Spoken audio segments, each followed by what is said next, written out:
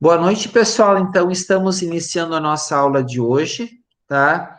Dia 20, tá? Aliás, o dia 20 tem alguma coisa, diz a respeito à advocacia ou não diz nada? Final do recesso? Exatamente, nosso último dia de recesso, tá? O recesso significa que os prazos processuais, eles estão suspensos desde o último dia 20 de dezembro, né, até a presente data, tá? A partir de amanhã, os prazos passam a ser contados, tá? Tramitam normalmente, tá? Com exceção de alguma situação, se houver, né, um agravamento no caso de pandemia, que é o caso. Mas, normalmente, né, os prazos processuais eles têm andado de forma normal agora, embora tenha algumas situações de bandeira vermelha, né, não, eles não têm mais considerado isso, tá, gente? Diferente, né, das decisões lá anteriormente, tá? Então, fazendo esta introdução, nós continuamos aqui no estudo da questão das espécies de responsabilidade, tá? Aquilo que eu falei para vocês, a gente não consegue esgotar a totalidade das discussões que envolvem um campo do direito, por mais que a gente queira, mas nós conseguimos estudar e trabalhar as situações essenciais, tá? Então, o que que nós vamos, num primeiro momento aqui, passar essas espécies de responsabilidade, e depois, né, nós organizamos para sexta-feira, né, como uma avaliação final, tá, gente? Aqui, uma espécie de seminário avaliativo, tá? Então, a gente vai ter uma atividade individual também, mas a parte da avaliação, ele é um seminário avaliativo, tá? De que forma que nós vamos estar organizados, tá? Vocês poderão trabalhar com até três componentes. Eu me parece que nós estamos em 37, 12 vezes 3 dá 36. Se caso alguém tiver alguma dificuldade, eu até posso também organizar grupos com até 4 componentes, se alguém fizer com 2 componentes, etc. Tá? Então, essa organização a gente faz assim que a gente termina a apresentação. O grupo, ele vai escolher uma das responsabilidades lá do dia 22, tá?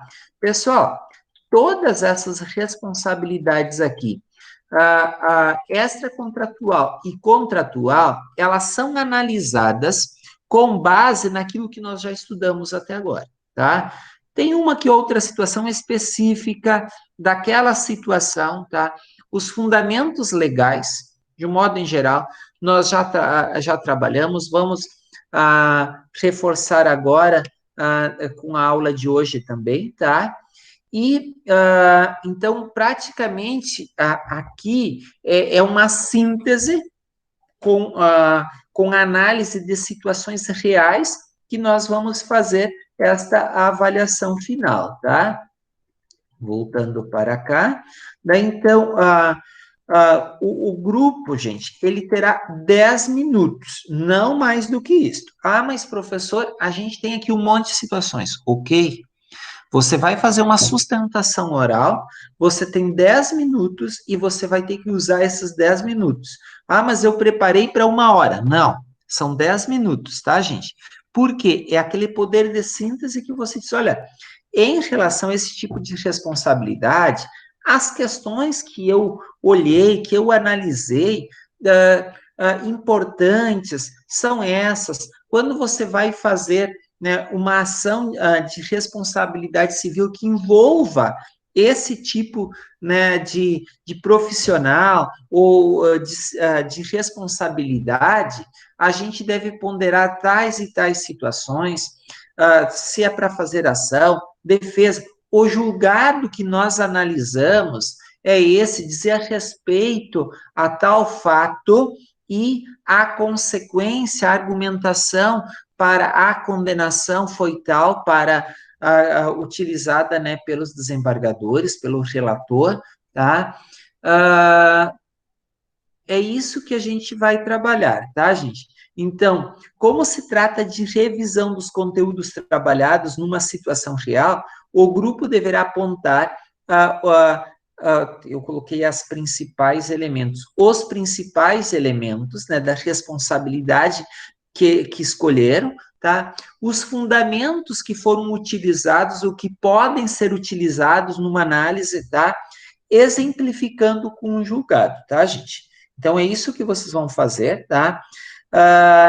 O grupo vai poder usar 10 minutos, como eu falei, para compartilhar com os colegas, tá?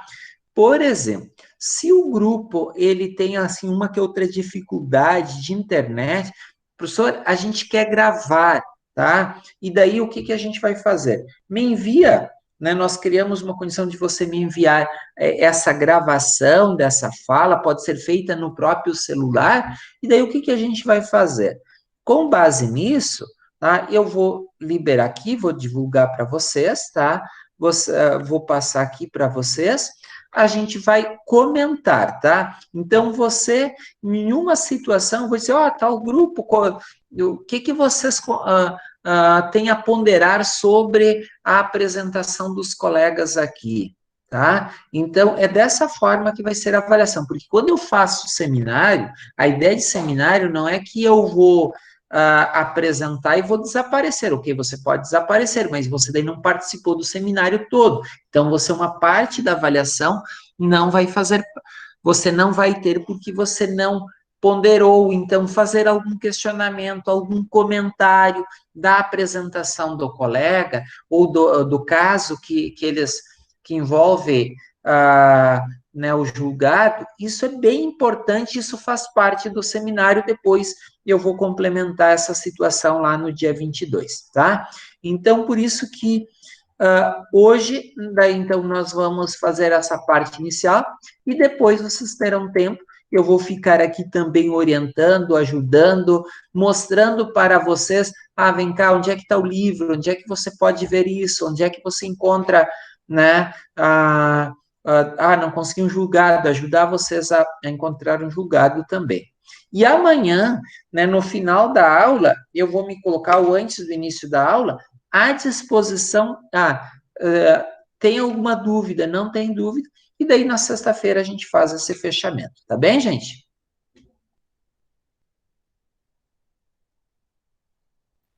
Ô, professor, Desculpa que dois falaram simultaneamente. Tranquilo, professor. Perfeito. Ô, professor, só para tirar uma dúvida ali, eu fiquei um pouco desatento. Isso vai ser amanhã ou sexta?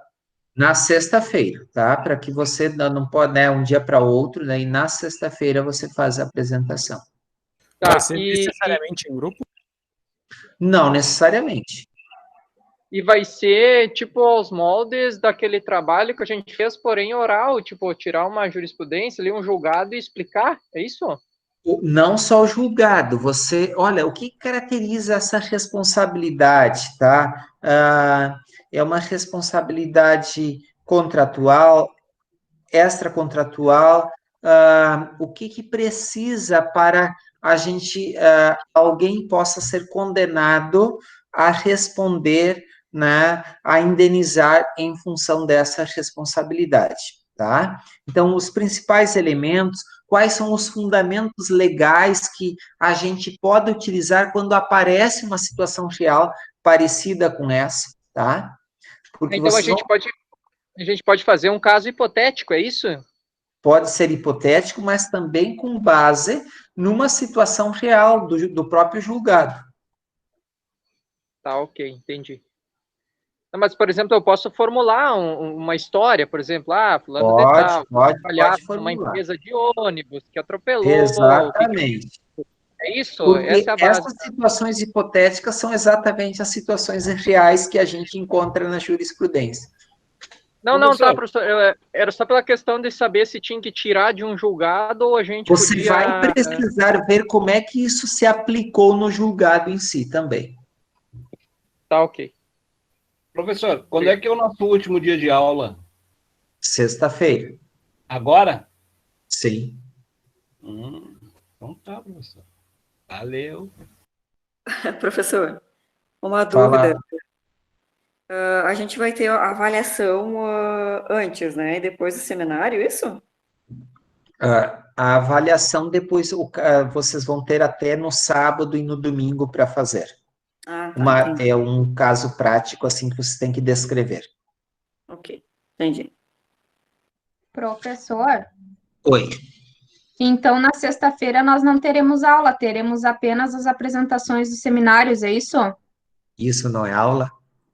Sim, eu sei que é, mas eu tô falando assim, ó, não vamos Sim, ver nenhum perfeito. conteúdo. Não, Vamos, o conteúdo será exatamente isso. vamos apresentar os seminários, né? Porque serão Isso aí. uns quantos grupos, né?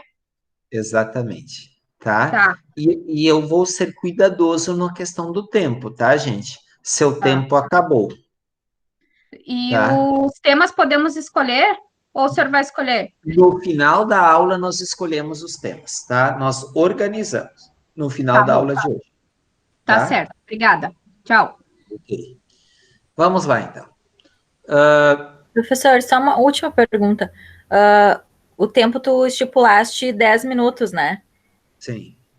Para um grupo de 3 pessoas, quem resolver fazer em menos pessoas ou sozinho vai ter esse mesmo tempo ou reduz o tempo?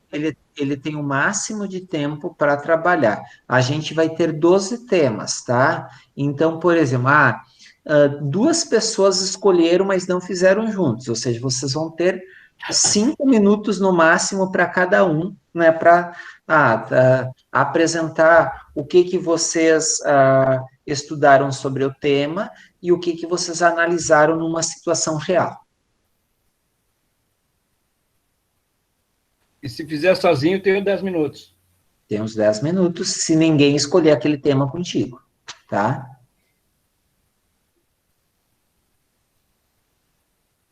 Ok, gente? Na verdade, fazendo uma conta bem simples ali pelo Moodle, nós vamos ter repetição de temas, porque Não tem não. repetição de tema. Vai Não, tô ter variando, mais tô variando, pessoas porque trabalhando o mesmo tema. É 6 mais 7, não, tá tranquilo, então, não vai ter, não. Tinha Exatamente. olhado só a parte de baixo. Feito, gente. Então, seguimos o barco. Eu vou compartilhar aqui a tela para que a gente...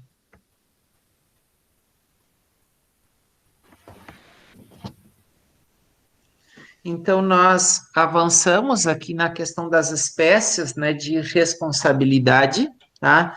Dentro aqui dos temas que a gente tem, e basicamente nós vamos trabalhar essas espécies de responsabilidade. Aliás, nós já trabalhamos desde o primeiro dia de aula. Hoje, a gente apenas aqui faz um reforço e na sexta-feira nós estudamos essas responsabilidades em situações concretas e reais, tá?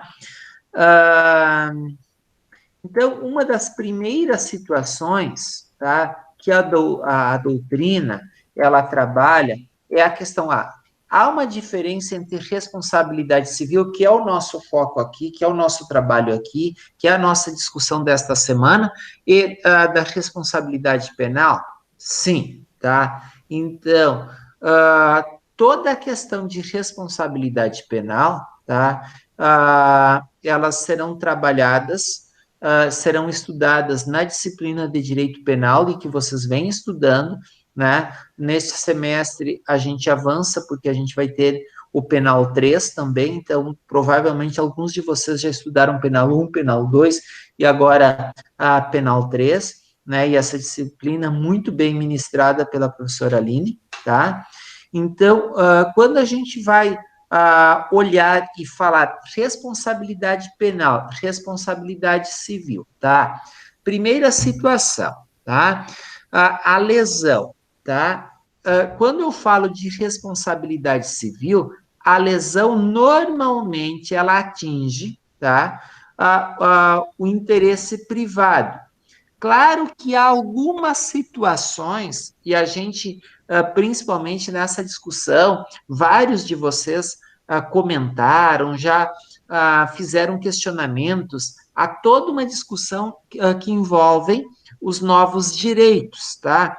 E da mesma forma como a sociedade ela vai evoluindo, gente, o direito, claro que ele é um pouco mais lento, né? Até em função dessa perspectiva tradicional. Então, primeiro vão acontecendo o quê, gente? As mudanças na sociedade, e depois isso vai acontecendo no direito, tá? Mas a gente fala em lesões, assim, coletivas, sim, e o maior exemplo disso, gente, é aquela ação promovida pela Defensoria Pública Estadual contra o Carrefour. É um principal exemplo, que é uma ação de responsabilidade civil contra a lesão de interesse coletivo, tá? Então, a gente tem esse tipo de situação, sim, dentro de uma interpretação dos novos direitos, tá? Então, por isso que a gente não pode, quando eu analiso aqui uma determinada temática, olhar assim de uma forma apenas restritiva, né? Eu preciso olhar olhando de uma visão mais ampla do direito como um todo. E quando eu falo direito, eu não estou falando apenas da legislação. Meus amigos, tá? Dentro dessa visão pós-moderna, tá?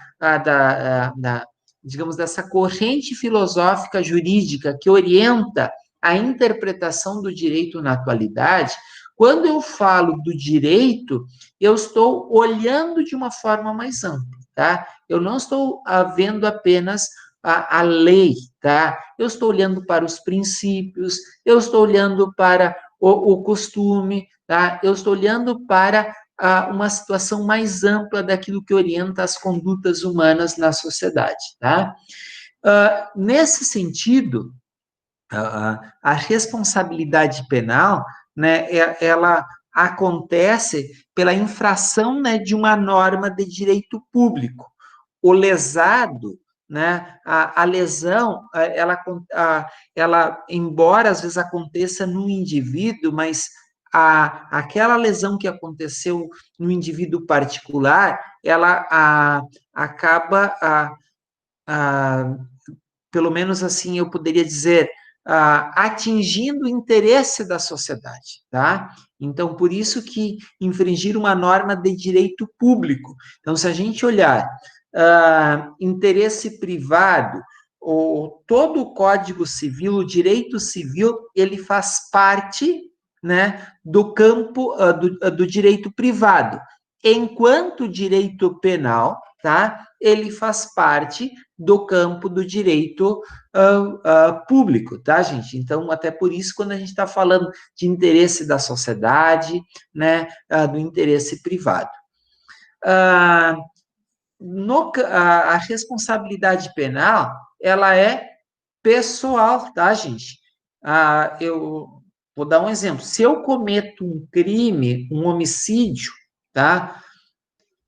O meu filho, ele não pode ser punido, tá? Até porque daí, a pena, ela não pode passar da pessoa, né, do condenado, tá? Então, ela é pessoal, podendo ter privação de liberdade, né, considerando o fato, a situação envolvida.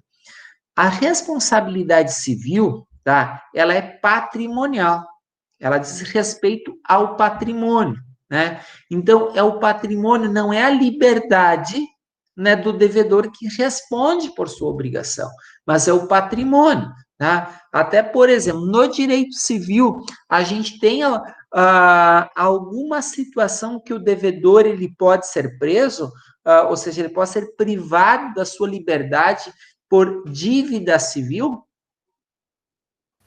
Não, professor. Não. A gente não tem uma situação apenas... Sim, Por pensão, né? E a pensão alimentícia. Exatamente, a dívida de alimentos. As mulheres lembram muito disso, né? É a única situação, né? De fato, até porque a responsabilidade no cuidado de prover, né, as necessidades dos filhos tem sido muito maior a preocupação delas do que de nós homens, talvez até por isso, né, dessa atenção especial que elas têm. Se tu for olhar no dia a dia, até pela tua prática e atuação profissional, você vai ver que a maior parte das responsabilidades acabam recaindo, e até pelo aspecto cultural nosso ainda, na figura feminina, né, gente?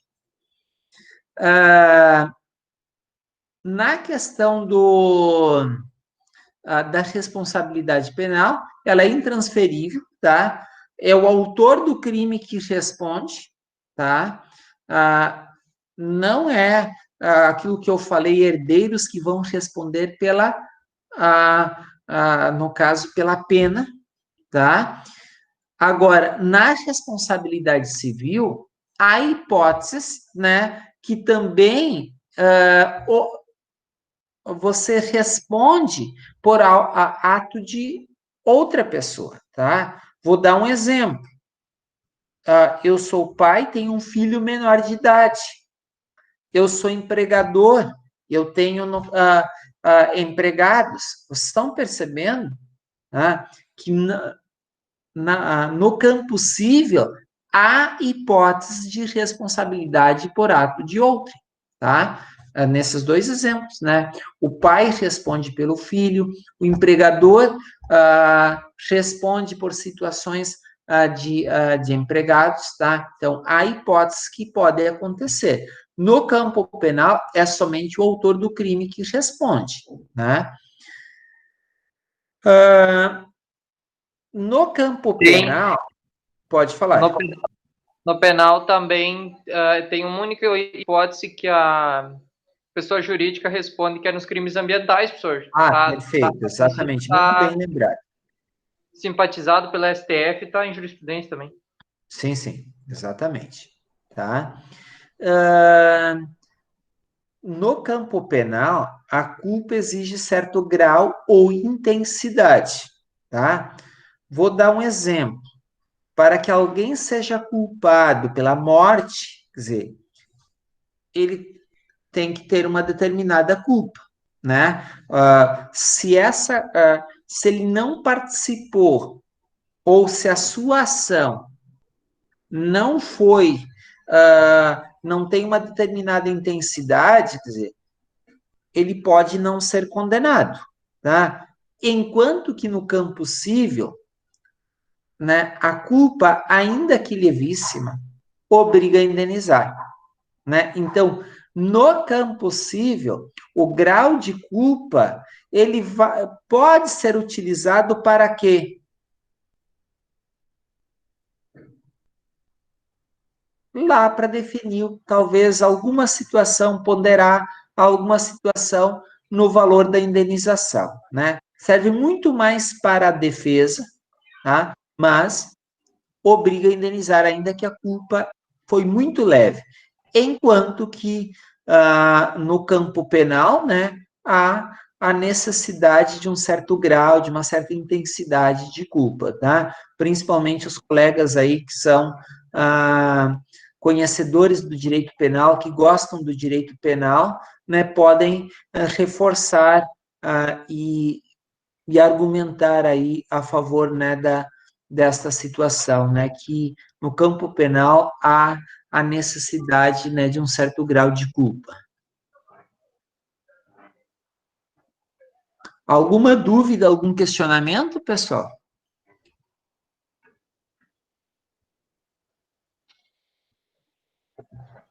Por enquanto não, prof.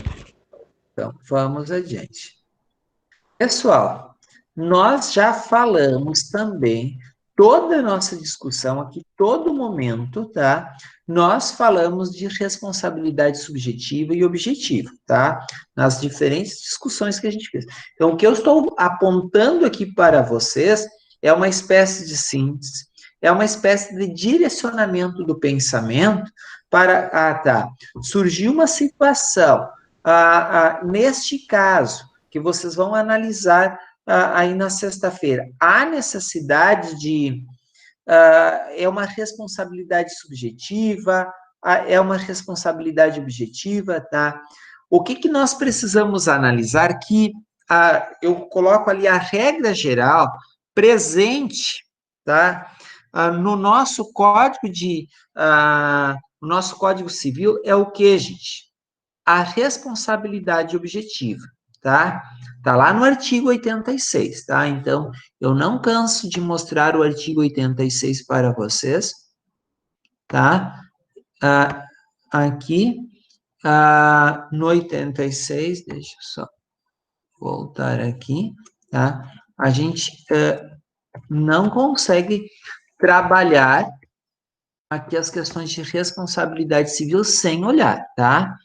Então, olha, aquele que por ação ou omissão, negligência e imprudência, né, causar dano, né, violar e causar dano, tá? Ainda que exclusivamente moral, comete ato ilícito, tá? Aqui, gente, nós estamos falando, tá, de uma situação culposa, tá? Então, o fundamento, no caso da culpa, ele está aqui e principalmente da responsabilidade objetiva, lá no caput do 927, tá? Aqui nós temos toda a situação, tá? Todo o fundamento, o regramento que aponta para a ideia, né, que a regra geral da responsabilidade civil no Código Civil é que ela é subjetiva, ou seja, eu preciso provar que aquele elemento culpa, tá? Então, regra geral é sempre, né, a responsabilidade subjetiva. A culpa é o fundamento, né, dessa responsabilidade. Não havendo culpa, não há responsabilidade. Quando eu estou falando do quê? Da responsabilidade subjetiva. Diferente da situação que nós vamos ver na sequência, que é da responsabilidade objetiva, né? A prova da culpa do agente passa a ser um pressuposto necessário que nós já trabalhamos, né, do dano indenizável, né? Se não houver a culpa do agente aqui, nós não vamos falar em responsabilidade de indenizar. E daí, pessoal, depois, nós olhando aqui para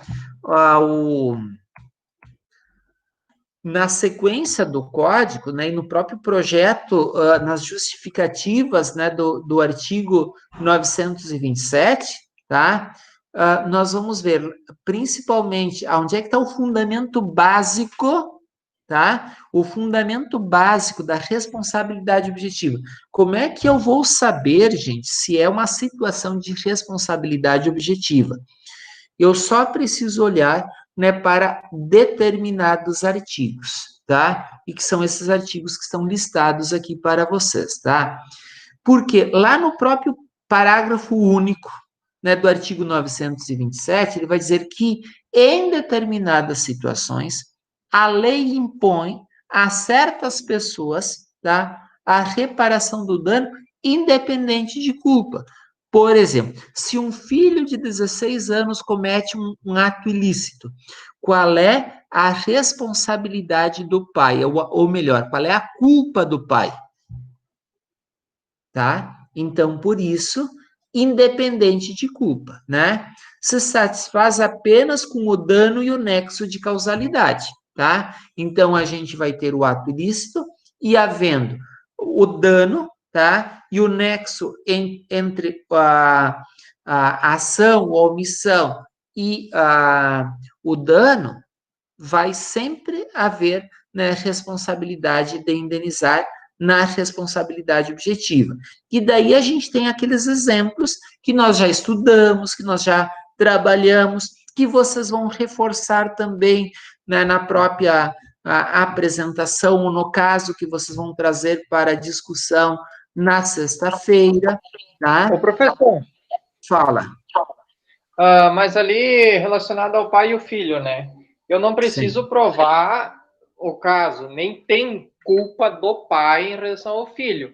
Mas, por exemplo, um guri de 16 anos tirou uma pedra no meu carro, deu um dano.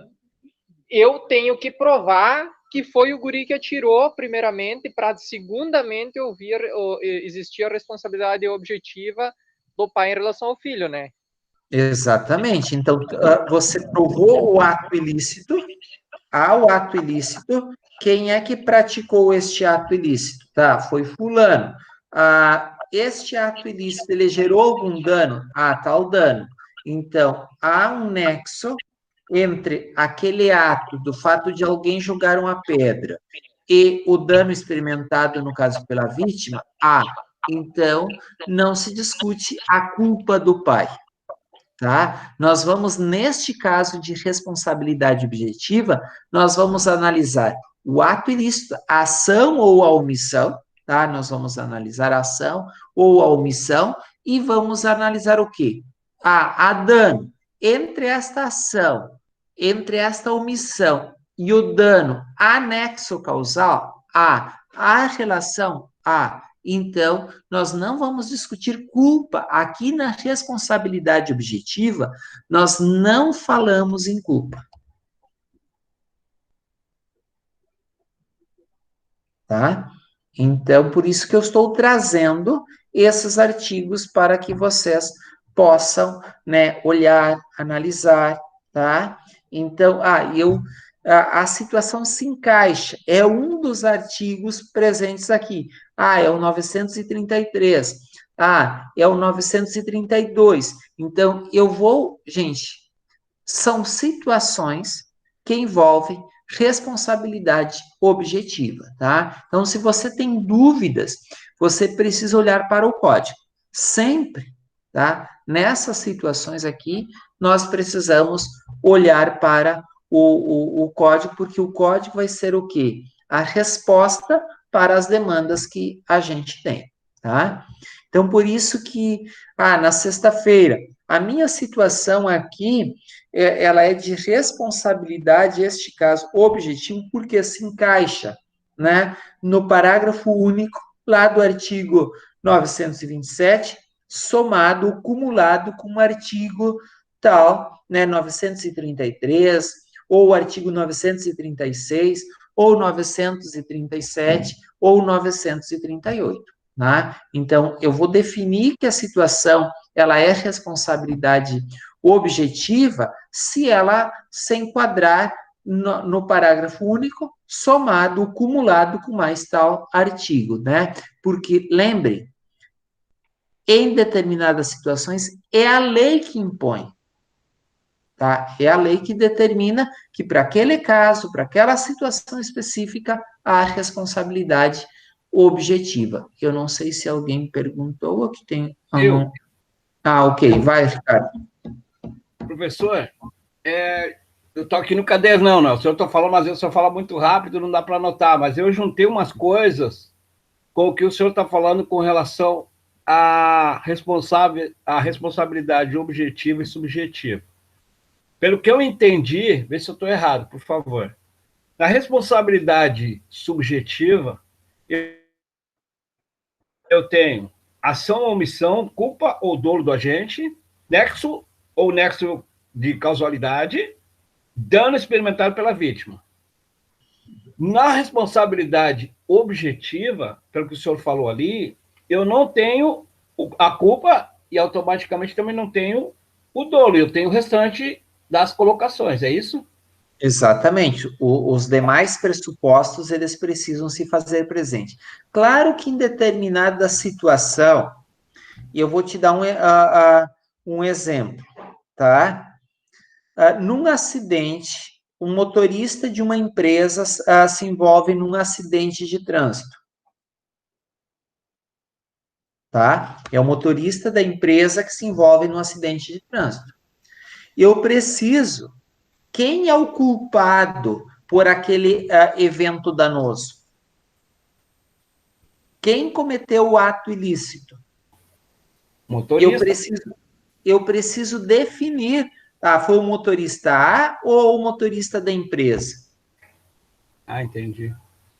Foi o motorista da empresa. Ok. Então, agora, eu vou... quem vai responder de forma objetiva? A empresa. A empresa, ela tem culpa? Não? Não, mas para que a empresa venha a responder, para que a empresa tenha a responsabilidade de indenizar, eu preciso mostrar o quê? Que o seu motorista, tá? Que o seu preposto agiu com o quê? Com culpa. Então, estão percebendo que a gente não pode tomar, né, esses conceitos ou essas diferenciações assim de uma forma estanque. Há situações, há contextos que eu preciso analisar. Certo. Mais alguém? Obrigado, professor. Emily, você abriu o microfone para falar? Ô, professor, e nesse caso Nesse caso, Vamos ouvir o Marcos. Vai, Marcos. Nesse caso, Depois fica ressalvado o direito de regresso da empresa contra o seu profissional também, né? Aí a gente precisa analisar algumas situações, né?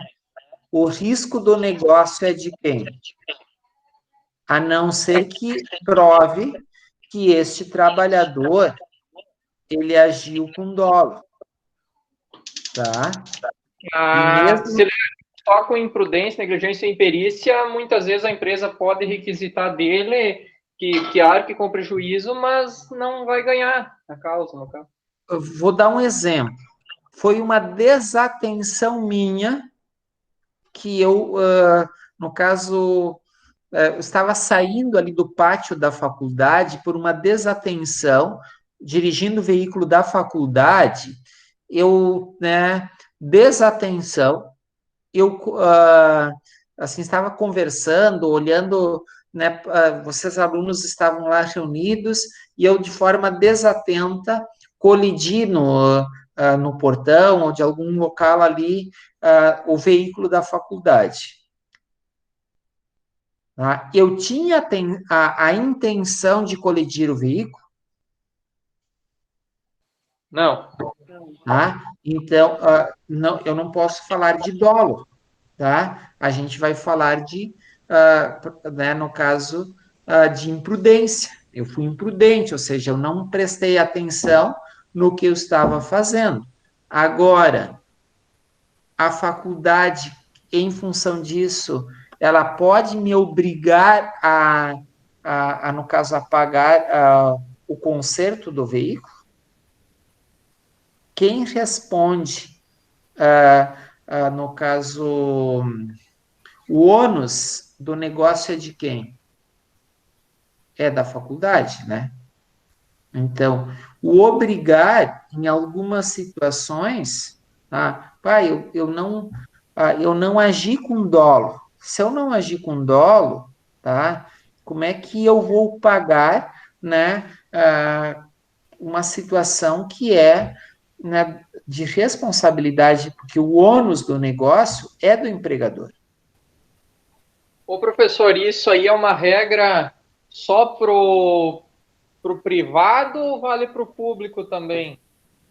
Porque, por exemplo, um funcionário de prefeitura está dirigindo uma caçamba, né, um caminhão, ele não passa mal, ele não acontece nada, ele simplesmente, por imprudência, ele bate no carro de um terceiro.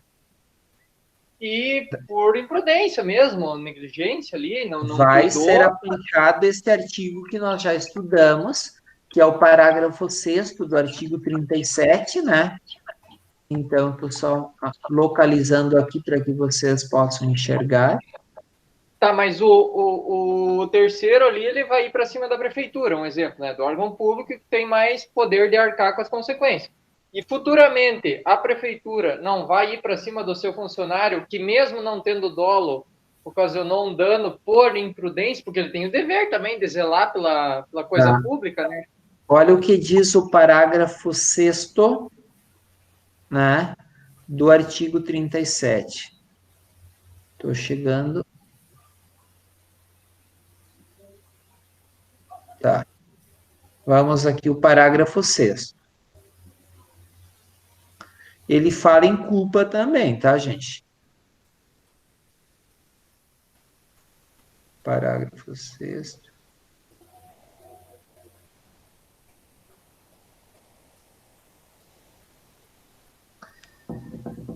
Né? Se é pessoa jurídica de direito público, tá?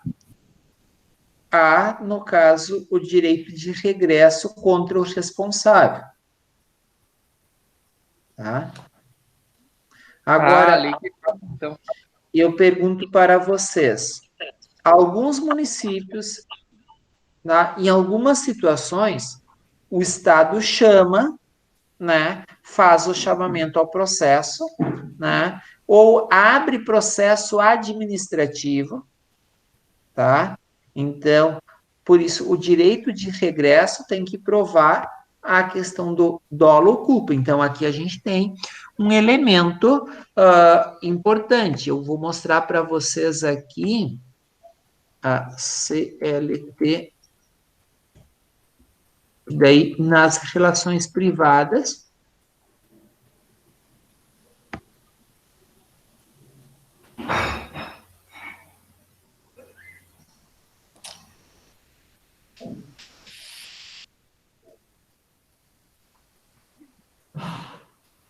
Olha aqui o artigo 2º.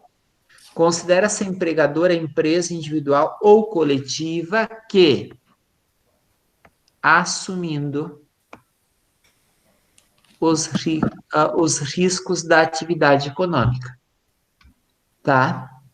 Então, o empregador, né, ele acaba, né, pela CLT, ele assume os riscos da atividade econômica, né? Os riscos não são do empregado, é do empregador. Da mesma forma, os bônus, os lucros, eles pertencem a quem?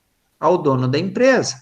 Claro que há empresas que fazem divisão, né, de participação de lucros, tá? Mas como regra, né, são os lucros e também o que, gente? Né? O ônus, né?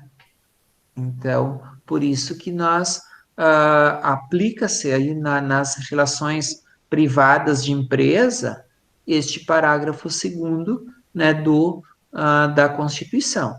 Aliás, o artigo 2º. Tá? Alguma outra dúvida sobre responsabilidade objetiva? Porque nós já falamos aqui, né, pais, tutores, tá? Deixa eu só mostrar aqui para vocês o 929, tá? 920, fala. Então, de regra, tipo de regra não. Comumente, todos os processos por indenização ou que entram no quesito de responsabilidade civil, até tu não provar a culpa do agente, eles se dão de responsabilidade subjetiva, né? Porque depois que tu vai ver, depois da culpa da culpa do funcionário, entra a responsabilidade objetiva da empresa. Sim. Agora eu pergunto para vocês no julgado que a gente viu ontem. Da questão do município, ele foi culpado, se falou em culpa pelo alagamento? Não, se falou em omissão. Mas até se provar a omissão dele, se tratou de forma subjetiva, né? Porque não. daí ele... Não, no caso do município, não. Em nenhum momento se faz a análise da responsabilidade subjetiva. É que ali não tem um agente, né, professor? Ali é só a forma passiva, né? Mas no primeiro momento eu também compreendi conforme o colega ali, o Leonardo, falou. Tá. A situação de vocês, vou dar vários exemplos. É um hospital, tá? É um hospital do município, tá? E houve ali um ato, né, ou uma omissão, tá? Que gerou uma morte. Num primeiro momento, eu preciso provar o quê? A omissão, tá? Ou o ato lesivo que ocasionou a morte, tá? Então, se eu provo que houve este ato, que houve esta negligência, tá? Lá naquele momento, lá naquela situação, houve a negligência. Eu vou dar um exemplo. Eu acompanhei um processo administrativo num hospital público, tá? E que se apontou a negligência de um determinado médico na morte, né, a morte de uma criança. O processo administrativo apontou que ele não utilizou, ele não seguiu, não teve uma conduta adequada com as orientações e com os procedimentos da instituição. Ele não registrou no prontuário várias informações que eram importantes em relação, né, àquela paciente, tá? Quem responde para em função daquele ato lesivo da morte é o hospital. Qual é a culpa que o hospital tem? Né? Num primeiro momento, não se fala. Agora, o hospital, ele chamou ao processo quem? Este médico. Mas é justamente essa aí a minha dúvida. Porque aí, né, nesse caso do hospital, se tratou primeiro como de forma subjetiva, depois Exato. se colocou a forma objetiva, né? Perfeito. Eu acho que a tua análise ela está muito coerente e com as diferentes discussões que a gente vem fazendo aqui e com as situações que acontecem nos processos de responsabilidade civil. Professor, Oi.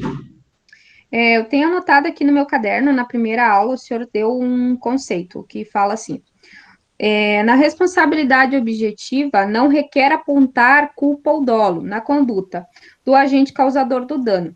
Basta que haja a causalidade entre o dano e a conduta do agente. Isso? Sim. Aconteceu uma situação no meu computador que eu perdi vocês de vista. Porque a responsabilidade ela vai ser objetiva, independente da ação ter resultado de dolo ou de culpa. O que tem que ter a causalidade entre eles, entre o dano e o ato, ou não? Vamos dar um exemplo. Eu sou servidor da prefeitura, tá?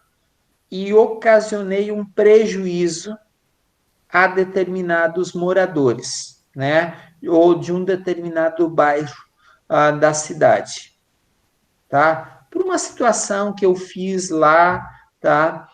A pergunta que eu faço para vocês: o município no processo administrativo, para me responsabilizar, ele vai ter que provar minha culpa, não vai? Tá? Vai. O município, sim. Para que eu seja responsabilizado em termos administrativos, até em função do regresso de uma possível condenação que o município tenha, tá? Ele vai ter que provar isso.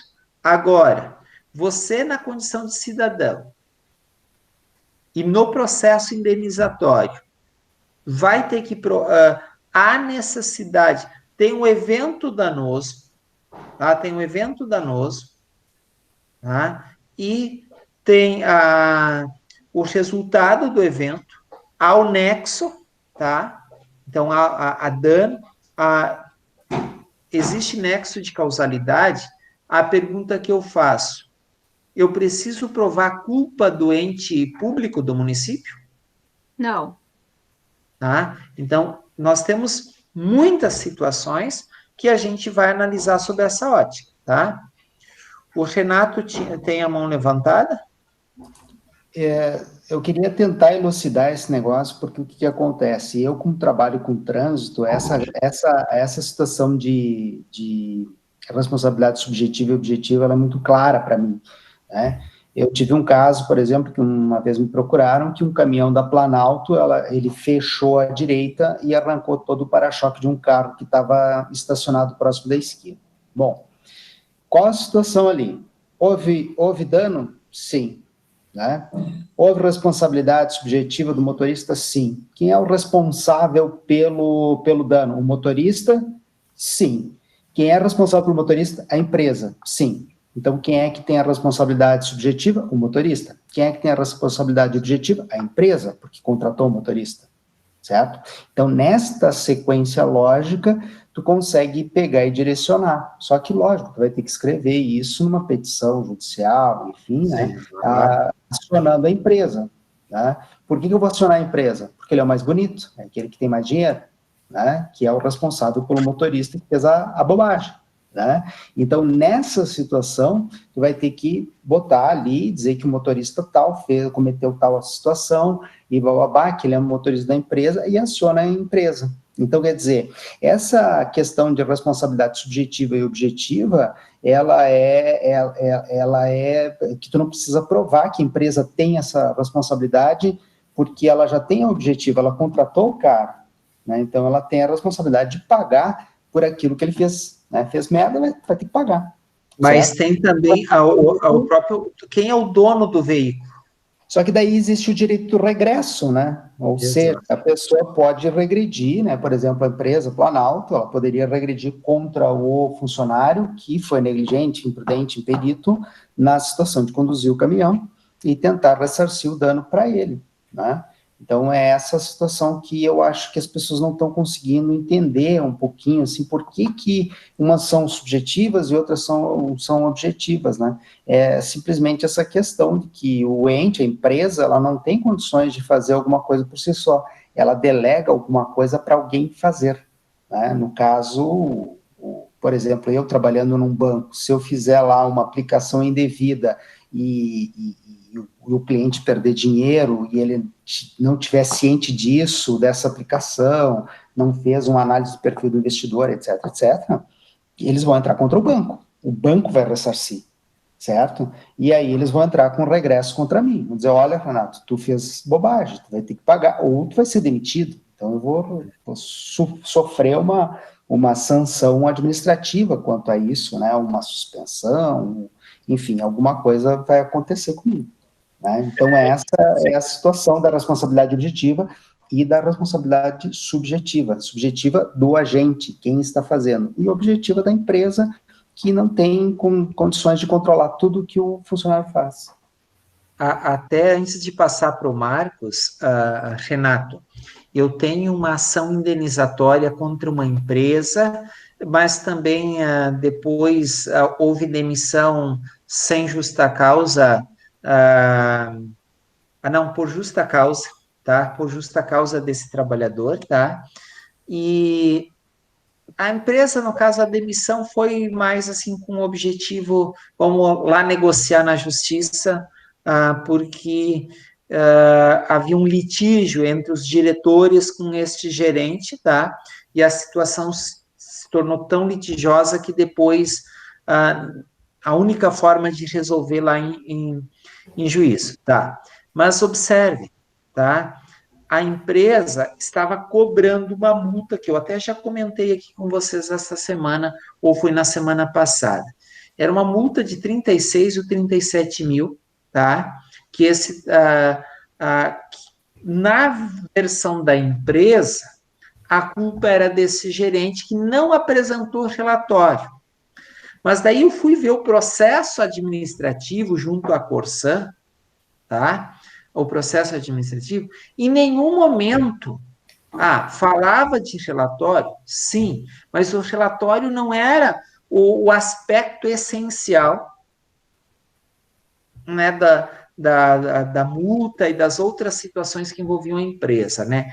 Havia um comportamento, né, uma postura não ética por parte da empresa, que não era do funcionário que tomava essa decisão, tá?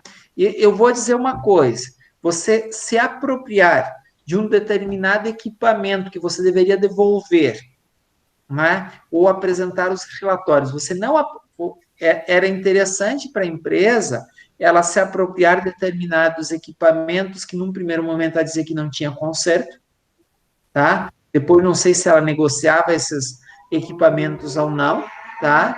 Por exemplo, é culpa exclusiva de um gerente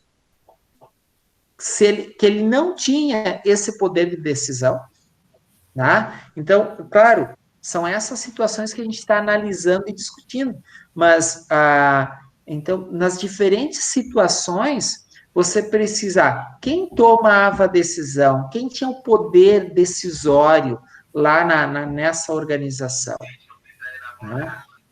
Então, sempre eu vou analisar, o funcionário, muitas situações, houve alguém que é culpado, mas não tem por que eu ficar batendo, buscando migalha em funcionário, se eu tenho uma empresa que tem todo um poder econômico, que isso vai ser considerado depois ali no aspecto indenizatório, né?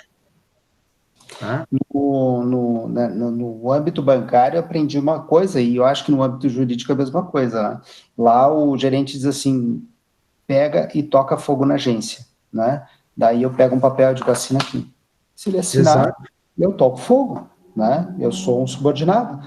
Então, quer dizer, ele está mandando, ele vai assumir pela responsabilidade. Lá no banco, tudo que acontece, libera tal cheque, faz tal coisa, ou é uma assinatura digital, uma assinatura escrita.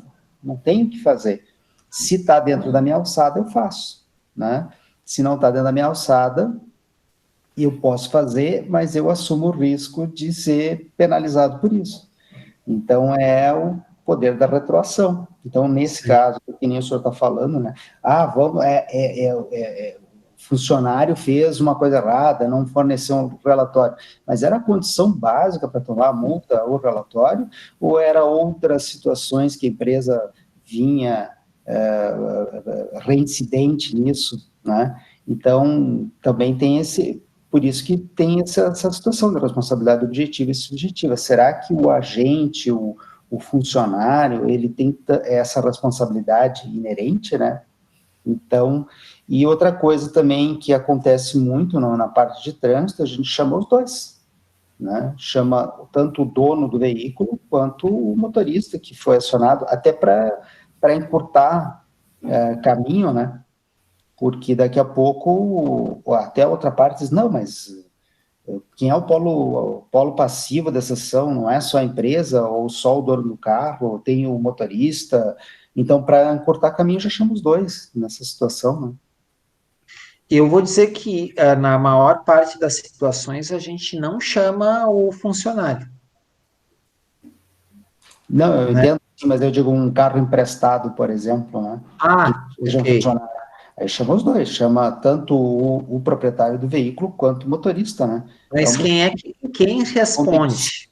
O motorista, o proprietário, normalmente.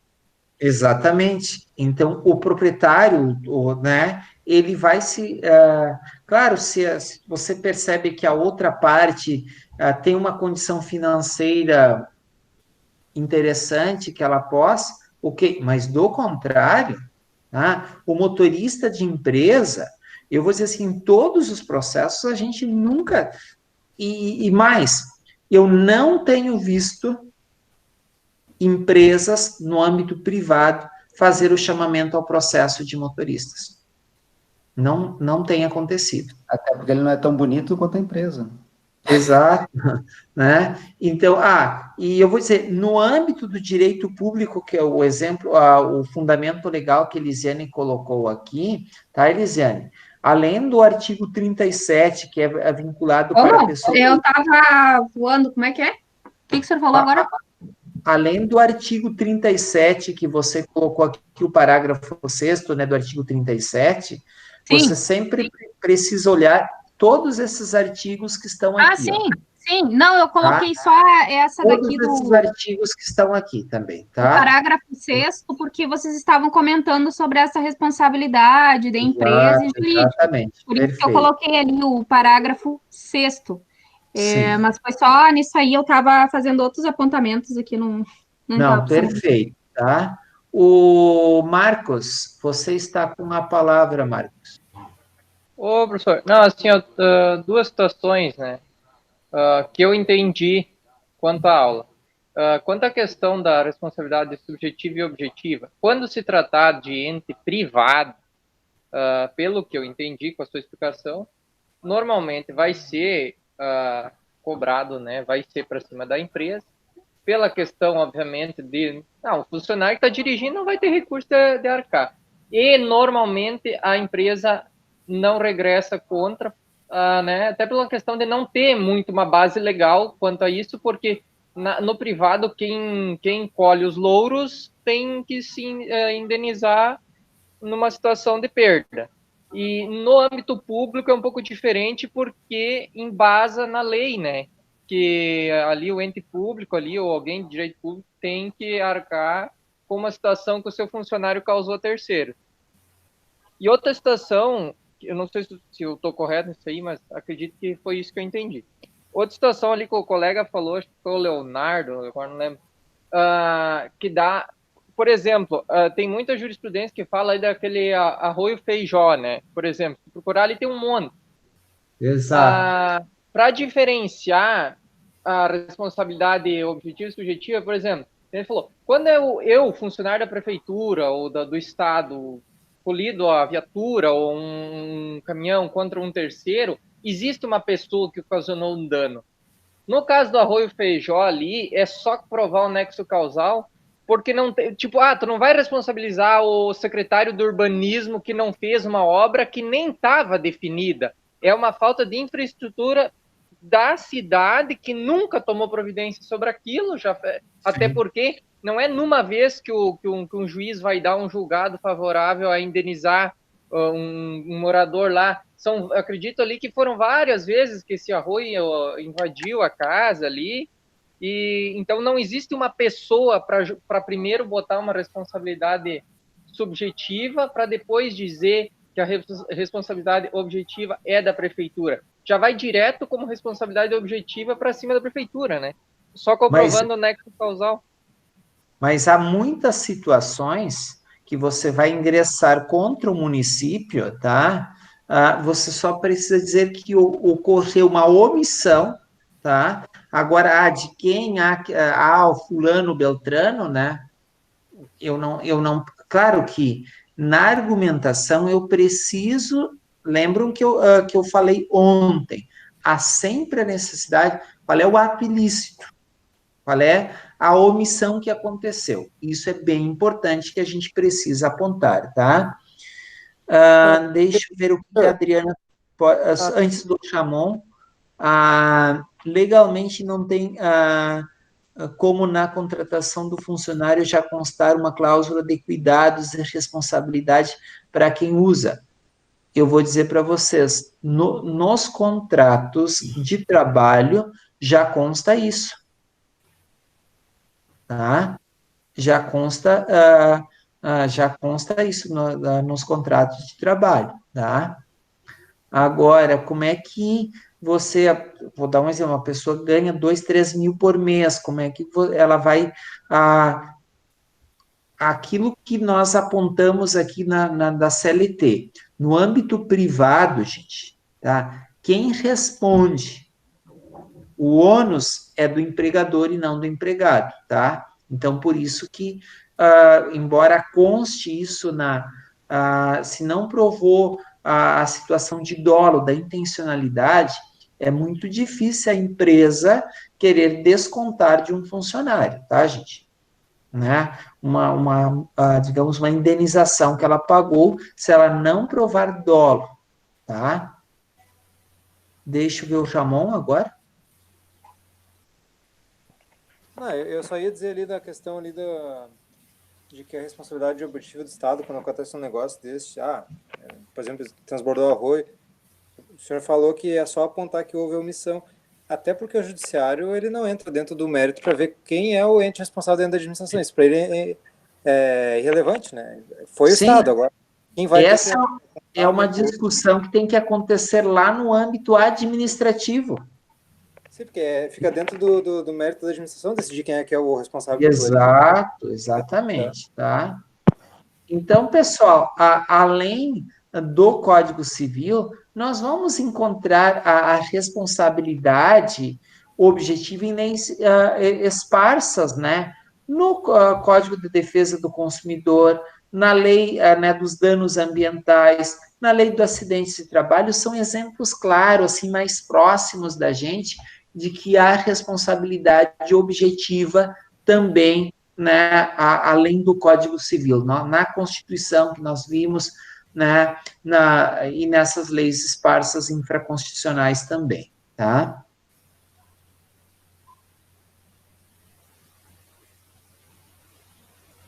Daí agora a gente vai, não sei se tem, nós não vamos esgotar aqui a discussão, né, sobre a responsabilidade objetiva e subjetiva, tá? Vocês vão ver, principalmente nos casos que vocês vão analisar na próxima sexta-feira, que nós vamos encontrar bastante situações, né, de responsabilidade objetiva, subjetiva, e que a discussão esteve presente no mesmo processo, tá? Muito bem, tá? Agora, abrindo o que nós vamos fazer já na sequência, que são análise dos casos de responsabilidade contratual e extracontratual, tá, gente? Quando eu falo em responsabilidade contratual, tá, é porque houve um descumprimento do avançado, tá? O que é o avançado? Que foi acordado, tá? Em algumas situações, a gente vai ver que eu não assinei um documento. Um exemplo, se eu agora vou a Novo Hamburgo, eu pego o trem ou pego um ônibus, tá? Qual é o contrato que eu assinei, né, com a empresa? Só o fato, né, de eu comprar a passagem, pagar a passagem, quer dizer, eu espero, tá, que a empresa, ela me deixe lá em Novo Hamburgo, lá na faculdade, eu bem, tá? Sem nenhum problema, tá? Então, por isso que os fundamentos aqui da responsabilidade contratual vai dizer que há uma espécie de convenção prévia, há um vínculo jurídico entre as partes, né? Ou seja, eu paguei a passagem para a empresa, e ao pagar, eu crio este vínculo jurídico com a empresa, uma espécie de contrato, né, mesmo que seja de adesão, mesmo que seja tácito, há uma espécie de contrato aí, né, e que a empresa precisa me deixar lá em Novo Hamburgo. E os fundamentos legais básicos, né, para a responsabilidade contratual, elas estão no artigo 389 e 395, tá? Então, vamos ler aqui o que diz o artigo 389. Se não for cumprida, né, a obrigação, o devedor, ele responde, né, vai responder por perdas e danos. Quais foram os danos, tá? Além das perdas, os danos, né, vai responder. Então, o fundamento está aqui no próprio da responsabilidade contratual, né, no artigo 389. O devedor responde, né, pelos prejuízos que a sua mora der causa, mais juros, atualização. Então, por isso que aqui, gente, nesses artigos, nós encontramos, né, os fundamentos da responsabilidade contratual. Daí aqui a gente tem alguns exemplos, tá? O passageiro que toma o ônibus, né, como nós íamos dizer, você espera, tá, que ele deixe. Quando ele não te deixar, em função de qualquer evento danoso que envolver esse transporte, né, no caso, durante esse trajeto, quer dizer, nós vamos falar, além de responsabilidade contratual, e até muitas... você deve contratar seguro além da passagem?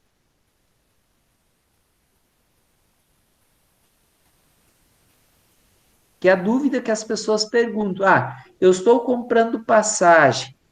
Por exemplo, se eu não contratei o seguro, né? A empresa responde, no caso, pelos danos, pelas perdas que eu sofri na viagem? Olha só, eu ouvi dizer que sim, mas ouvi dizer, base legal não sei dizer, mas eu acho que sim, pessoalmente eu acho que sim, e ouvi dizer que sim, mesmo não contratando o seguro, aquele valorzinho. Eu acredito que partiria do mesmo pressuposto daquele da gente deixar o carro no estacionamento de supermercado, onde tem a plaquinha aquela que o supermercado não é responsabilizado por perdas e danos causados aos veículos, mas mesmo assim eles têm a responsabilidade, porque tu está pagando pelo estacionamento. Eles têm uma obrigação para com vocês. Meus amigos, a questão do seguro, tá? Eu vou dar um exemplo para vocês. Se a empresa, o empregador, ele precisa contratar seguro, não precisa? Legalmente ele precisa, tá ok? Se acontece alguma coisa com algum funcionário, a primeira situação que você vai acionar é o quê? O seguro, a seguradora, tá? Para que você não desembolse o que precisa ser desembolsado, né, nessa reparação. Da mesma forma, tá? Eu estou em viagem, vou fazer uma viagem de ônibus, né? Ou de avião e assim por diante. Eu faço a contratação do seguro, tá? Quem é que vai responder num primeiro momento? Vai ser a seguradora? Exatamente. O fato de eu ter contratado o seguro, né? Ou se eu contratei um determinado seguro, significa o quê? Quem vai responder num primeiro momento, entre aspas, a contratação de seguro, tá? É a seguradora. É uma forma também da empresa de transporte, ela fazer o quê, gente? Ela adiciona, né, uma espécie de um serviço, tá? Ou uma situação aqui no serviço, e quem vai responder num primeiro momento é esse terceiro, que é a seguradora, tá? Então, por isso que é bem interessante a gente analisar isso, tá? Mas isso ocorre independente de eu, como cliente final, contratar esse seguro. Exatamente, ela responde independente, tá? De eu contratar ou não esse seguro. Da mesma forma, eu tenho seguro de veículo. Por que você contrata seguro de veículo? Para você não perder o patrimônio e, numa hipótese, né, de alguma situação, quem é que vai arcar com este prejuízo? Com este dano? A seguradora. Estão percebendo? Ok, mas eu não tenho seguro, quem é que responde? Provavelmente você não vai entrar com ação contra a seguradora. Você vai entrar com ação contra quem? O proprietário do veículo, a não ser que o proprietário ele te alcance, né, a apólice do veículo, tá? Mas normalmente você entra contra o proprietário. E nessas questões de acidente, as pessoas não vão te dizer, olha, tá aqui a seguradora. Algumas pessoas apontam, né? Mas é muito difícil das pessoas dizerem, olha, me cobra lá na justiça, até porque eu quero acionar a seguradora. E muitas empresas, elas não respondem, né, de forma administrativa, elas não acionam a sua seguradora, deixam lá na justiça, porque elas sabem que é possível que depois a pessoa busque alguma situação na justiça, então normalmente elas têm como premissa, resolvemos toda a situação lá na justiça, nos acione, né? Porque daí ela vai chamar a seguradora, tá? E a seguradora ela vai responder num primeiro momento. Tá? Alguma dúvida? Algum outro questionamento? Eu não sei se alguém pediu a palavra e eu não passei. Alguma dúvida em relação a este ponto, meus amigos?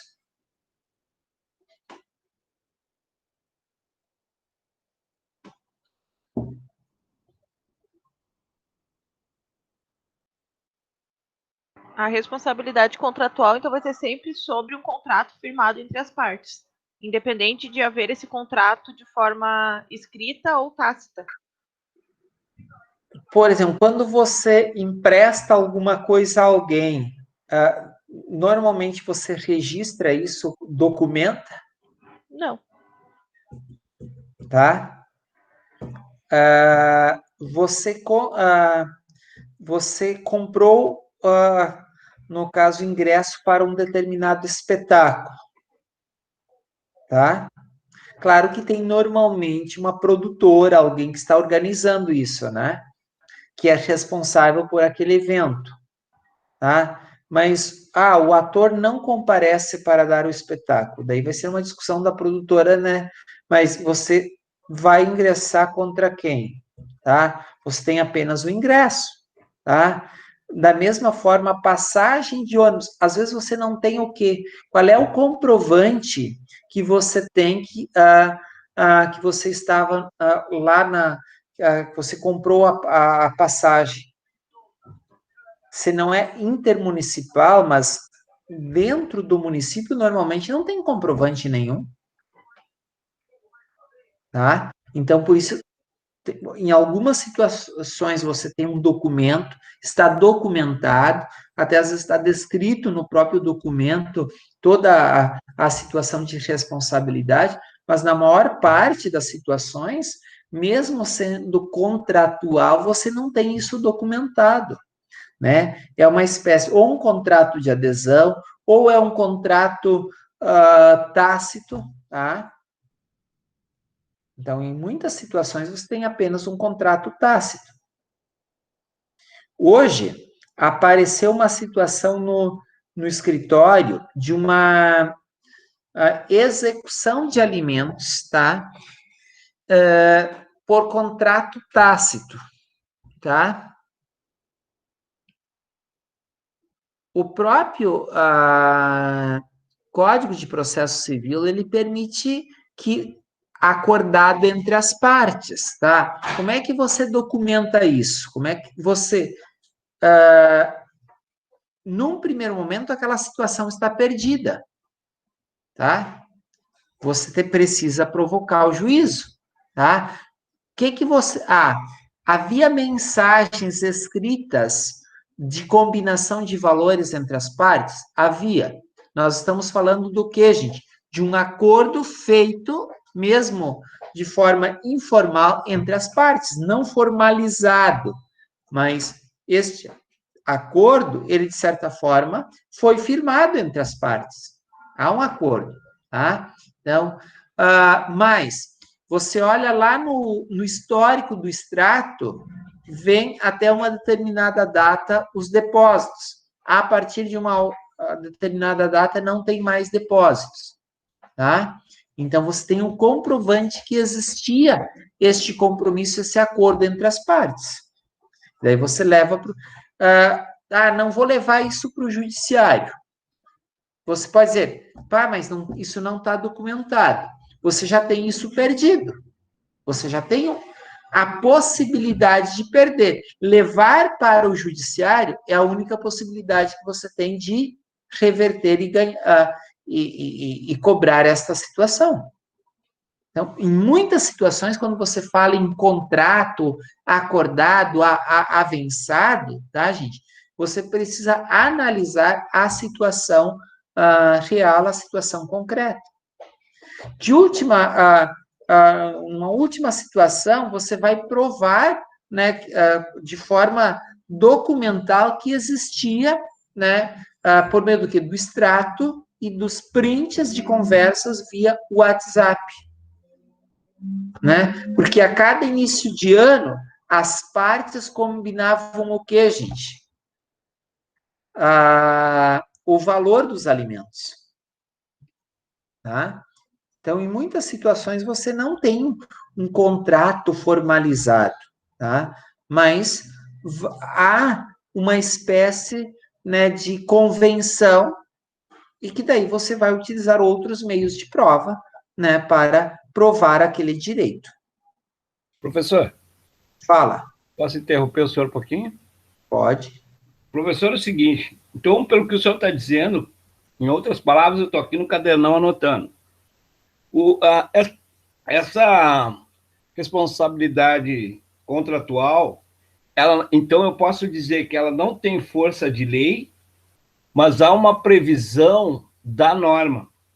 É isso? Ela, por exemplo, daí a gente tem que olhar lá o artigo 104 do Código Civil, tá? Para ver se aquele negócio, tá? Ele tem validade ou não, tá? Artigo 104 do Código Civil.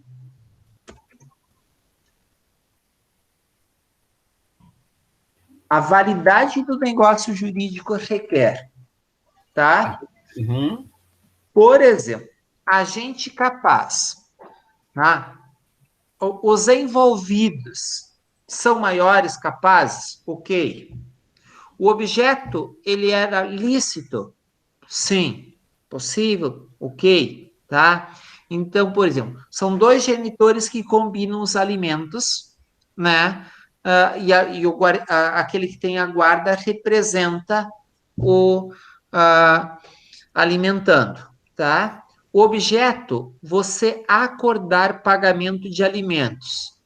Vou dar um exemplo. Eu tenho um filho, eu não resido com ele, eu combino com a mãe um valor de alimentos e nós acordamos este valor. O objeto é lícito? É. Deixa eu só buscar aqui no CPC.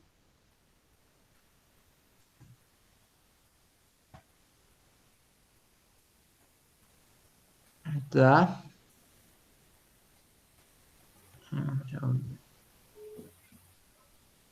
Para mostrar aqui para vocês, CPC, se eu não me engano, é o 700.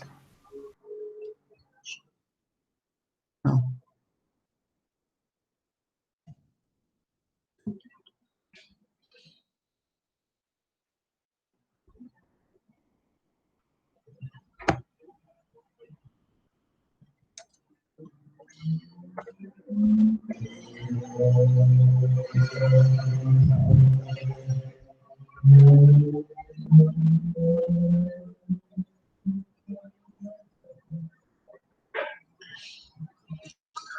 Sabe quando às vezes te dá o branco e não vem na memória o artigo? Se alguém puder me ajudar. Ah, tá.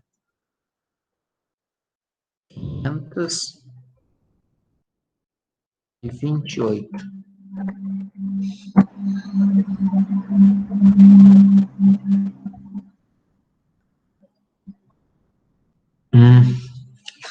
Tá. No cumprimento de sentença. Tá. Mas aí provar e justificar. Tá. Deixa eu Eu ver acho que é o 523, né, professor? Não, mas exatamente é isso que eu agora de cabeça que eu estou. Vamos ver o 523. Se for para entrar com o cumprimento de sentença, é o 523.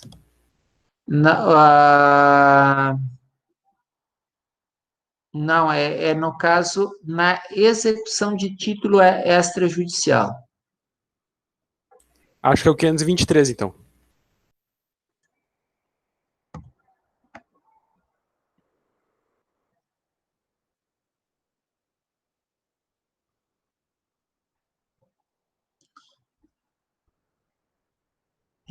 Não, ainda não. Aqui. O que eu quero dizer assim, ó, que é possível. Deixa eu só verificar aqui alimentos. Quando a memória falha.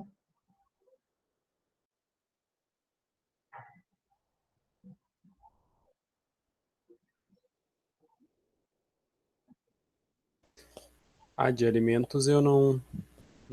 Tá, deixa eu só. É que tem uma situação que diz que tá ok.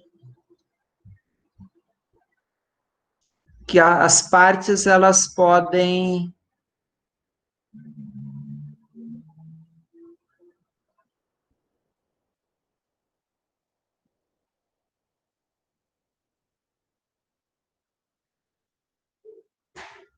Eu acho que é a partir do 771, cumprimento de sentença. Tá, Da execução.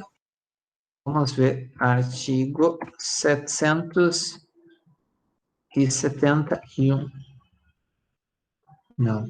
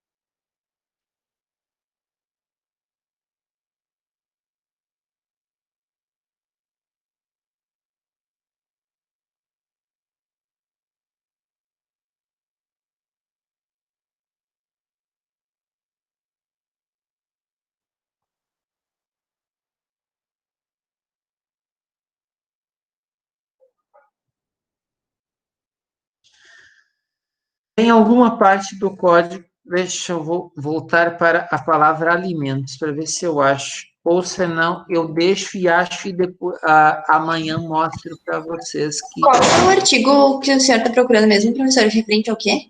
Só para eu tentar ajudar. Referente que é possível ser um título judicial ou uma situação acordada entre as partes. Tá. Opa, deixa eu só ver aqui.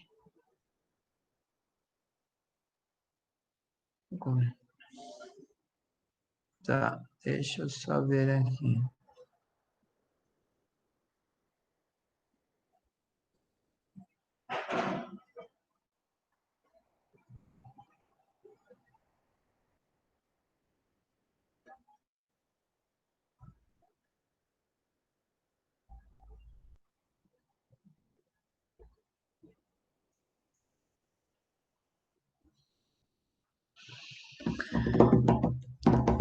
Tá, aqui o 911.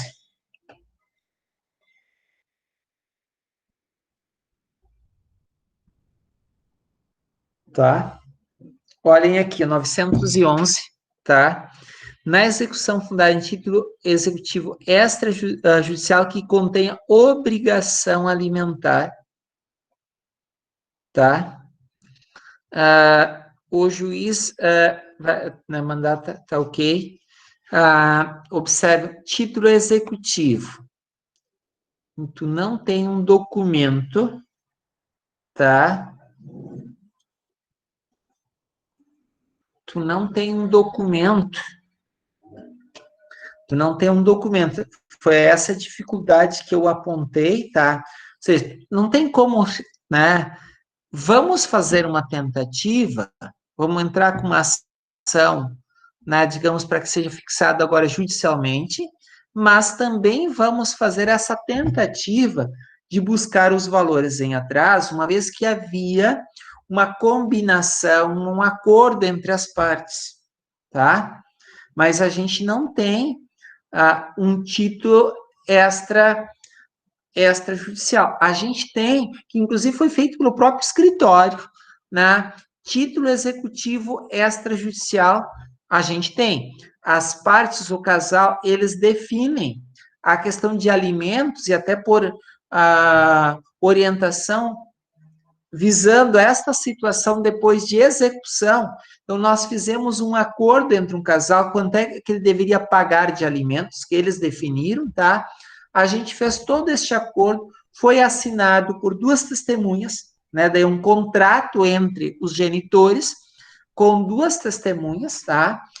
E o que acontece? Agora, neste ano, ele entrou num relacionamento novo, enquanto eles estavam de bem, assim, apenas logo separados, tá? Ele pagou sempre certinho os alimentos. Este ano ele entrou num relacionamento novo, não tem documento de juiz, tá? Ele deixou de pagar os alimentos. Nós entramos com execução, o juiz determinou ele já pagar os alimentos sob pena de penhora, tá? E ele não pagou no prazo determinado, o que aconteceu? Penhora de 50%, né, do salário, claro, retirando o percentual de desconto do valor que ele paga, os outros restantes, ele paga em torno de 20% dos rendimentos, os outros 30%, até chegar a 50% no caso do salário dele, foi penhorado para o pagamento da dívida alimentar, fruto do que, gente? De um título executivo extrajudicial feito no próprio escritório. Agora, o caso ali não tem um título executivo, gente, né? Tem apenas o quê? Um acordo que é feito assim de forma tácita. Então, por isso que eu expliquei para, né, no caso, a genitora, hoje, que a possibilidade, tá? A possibilidade de êxito vai depender da interpretação do juízo. Né? Se o juiz entender que aquela situação, né, o convence que existia uma situação, um contrato, nós estamos falando tácito entre as partes. Claro, e a gente vai ter que fundamentar toda essa situação de contrato tácito existente entre as partes. Alguma dúvida, algum outro questionamento, gente? Não sei se vocês entenderam que em algumas situações você não tem algo assim documentado, tá? Em outras você tem isso bem documentado, tá? Nas as ações monitórias, muitas vezes, que é que a pessoa deve mesmo um título, já logo no início o juiz converte o mandado judicial em mandado de execução já. Exatamente, tá? Muito bem, meus amigos, aqui daí a gente, para analisar e logo começar as divisões dos grupos, dos temas, nós temos da responsabilidade extracontratual. Onde é que nós encontramos os fundamentos? Gente, lá no artigo 186 e 187, basicamente, 188, que vai dizer que o ato é lícito, né? O ato praticado pela parte justamente vai ser utilizado, né, para a defesa, e do 927 ao 954, todas as situações ali estão presentes, né, das responsabilidades extracontratual. Mesmo que eu não tenha um contrato, né, com uma determinada empresa e o seu veículo, né, colidiu no meu, né, houve o quê? A infringência de um dever legal, que é de não lesar, tá, gente? De não lesão, né, das partes do outro, tá? Então, por isso, este dever legal ele foi descumprido e a obrigação do causador do dano, né, de indenizar, independente de haver vínculo jurídico, porque aqui normalmente não há vínculo jurídico, ou seja, a única situação que une é aquele evento danoso, tá? Então, por isso, são essas situações também que nós já estudamos e a gente vai aprofundar, né, nos casos que a gente vai trabalhar aí na sequência, tá? Pessoal, deixa eu ver aqui tá, da Adriana, eu acho que eu já respondi aqui, né, que embora isso seja colocado no contrato de trabalho, mas o ônus, né, da responsabilidade da empresa está lá no artigo 2º, né, da CLT, né, que os riscos da atividade econômica são assumidos pelo empregador no momento que ele decide montar, né, criar, né, o negócio. Alguma outra dúvida, algum outro questionamento, gente?